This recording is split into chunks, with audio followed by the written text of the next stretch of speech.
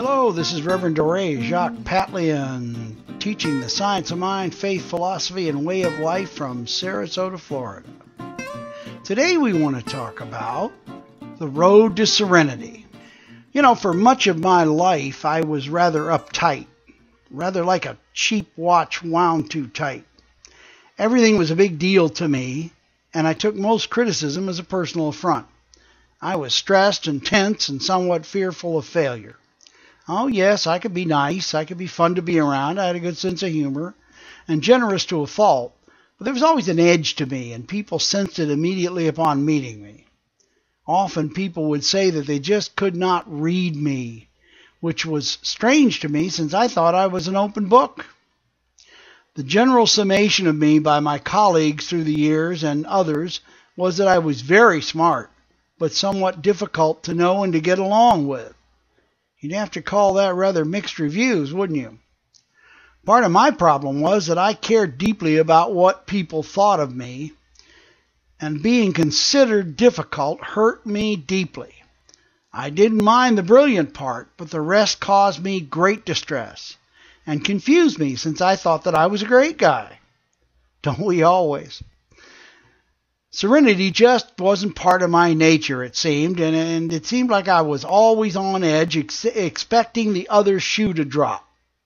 Often I felt a bit like the hungry cat sitting in the window of the fish market, wanting the fish so much, but not knowing how to get to it. Does this sound familiar to you? I've talked to many people in my counseling practice that feel like there's a pane of glass between themselves and the life they want, and they keep bumping their nose against it. They just can't get through it. I wanted so much to be liked and to be included in the camaraderie and fun of the faculty lounge, but was always the history teacher that really had his kids in the palm of his hand and had them lined up for his classes. That was very entertaining. But what a jerk! I spent many years trying to change my behavior and began doing things for people in order to be liked. I'd do anything to be liked. Well, predictably, that made things worse. You can't buy people's affection or esteem, and you can't buy your own self-esteem. You have to earn it. What was I doing wrong, and how could I ever be secure enough to be liked and know peace and serenity? That was the question. When my life and marriage fell apart yet again, I finally returned to the faith and philosophy of my childhood, religious science. Also known as Science of Mind. Science of Mind is the book, religious science is the teaching. I began to reread Dr. Ernest Holmes' seminal work, The Science of Mind, and began to remember that I was the author of this horror story and nobody else was to blame. No outward changes were going to fix it. I had to take action. I had to take it right away or face a life of chaos, financial lack, and perpetual bachelorhood. What did I do? First, I took responsibility for my life, and that's the beginning of your journey toward wellness and spiritual wholeness. You've got to understand that you create your life with every thought you think and every word you speak and every choice you make. And I also took responsibility for all the drama in it because I created it. For years, I'd blamed it on ex-wives, bad luck, miserable bosses, or people out to get me. I was real big on that. I was a little bit paranoid, I guess. The day I looked in the mirror and said, you are the problem and you are the solution. Now get to work and remember what you were taught in church and at home as a child. You're responsible, but you're not to blame. Don't beat yourself up. See, Dore, blame has no place in the spiritual world. You know, folks, God runs the world by spiritual law, the cause and effect. If you put good out there, you're going to get it back, pressed down and overflowing. And if you do something really bad or you do wrong things, you're going to get those back, pressed down and overflowing. Nothing personal about it. It's the operation of the law. You get what you sow. So, what was I going to do? The first thing I did was rediscover the faith and the fact that that there was a power for good in this universe and you can use it. Realized I wasn't alone. I had a lot of help. The real problem was my self-talk and my thinking. Both were cesspools of negativity and judgment.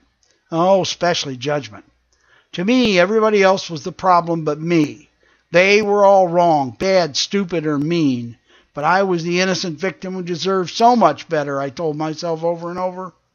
How could that pretty woman who was so nice when I married her leave me alone and miserable?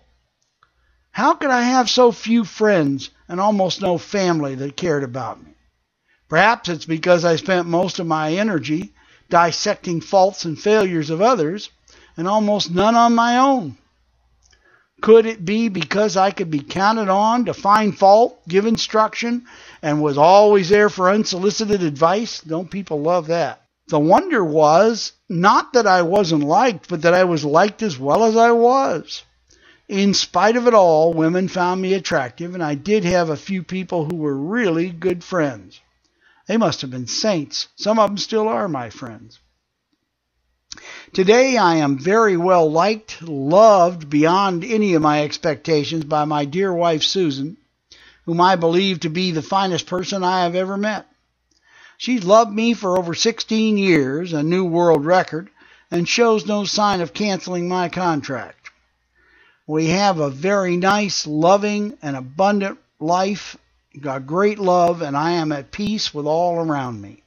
My 3 children and I have a fine relationship in spite of the drama and the divorce in their lives. And I am blessed with 5 grandchildren who are just precious. I've got 1 more on the way. I finally know what serenity and healthy love of myself feels like. Better late than never. What changed? Well, I did. It's that simple. Nothing changes in our lives, ladies and gentlemen, until we change. Our life is a story projected on the screen of our minds, and it's written, directed, and produced by what is planted in our subconscious minds.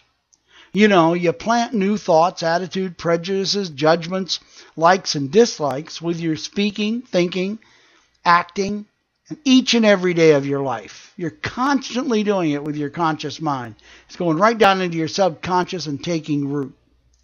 Your conscious mind, what you say to yourself and others, what you think about on a consistent basis, and the actions that you take or neglect to take are influenced by what is in your subconscious mind. Have you ever had a tremendous impulsion to do something? Maybe it was something good, or maybe it was something you knew you shouldn't do, but you just couldn't keep yourself from doing it? That's your subconscious mind at work. The answer to a new life? Well, you got to clean out your basement. And your basement, your mental basement, is your subconscious mind. You do this by changing what you say, think, and choose each and every day in your life.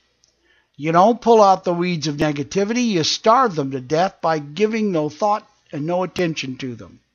You plant the flowers of your heart's desire by thinking of good and pleasant things, what you want, in other words. You're doing what Paul called speaking of things of good report. Think of what you desire in your life. See it as already done, not as something way in the future or done by other people but not you, but done right here and right now. This way of thinking plants a flower in your subconscious where there was once a weed of doubt, fear, judgment, and anger. You know, you are what you think, speak, and do. It's really that simple. Changing your mind is very hard work. That stuff's hardened down there in your subconscious like cement. You've been speaking that crap into your mind for years and years and years. And you know what? It's going to take a lot of discipline and a lot of practice to get it out. But within a year, or less if you're good, you can have a whole new life. You see, one of the real tricks, and in the article on the homepage of my website, wakeupandlive.net, is an article called The Fabulous 51. And it says you don't have to change everything you think. Just change 51% or more of it on a daily basis. That'll do the trick. Doesn't seem that hard then, does it? Let's get to work. Aren't you worth it? Aren't you tired of dreaming your life away and wishing and hoping? Isn't it time you changed it? Now, this is a method I use to go from brilliant but difficult to being loved, liked, and admired by all those around me. Sometimes it amazes me that people actually like me. But the reason is because I'm not the guy I used to be. I'm a pretty good guy. Love yourself with humility. Don't blow your own horn. You don't need to. You'll be known by the light that you shine, by the good good things that you do and by who you are from the inside out. All those around you will then take you at your own evaluation. You know, that's a great secret of life. Change comes when you change and not a minute before. And you don't have to toot your own horn or brag about it because the people that have it don't talk about it. That's my father taught me that, and he's right. Until we're together again, walk in the light of God, listen to the voice of the indwelling God, always listen to the indwelling God's voice, and think only of that which is good, fine, and healthy. Until we're together again. Bye-bye for now. This is Reverend Dore Jacques Patlian. Oh, don't forget to pick up The Death of Religion, The Dawn of Spirituality, my new book, at Amazon.com. You'll be glad you did. Some people say it's the best book they've read all year. It'll be an owner's manual for how to do what I just told you. Okay, bye-bye for now.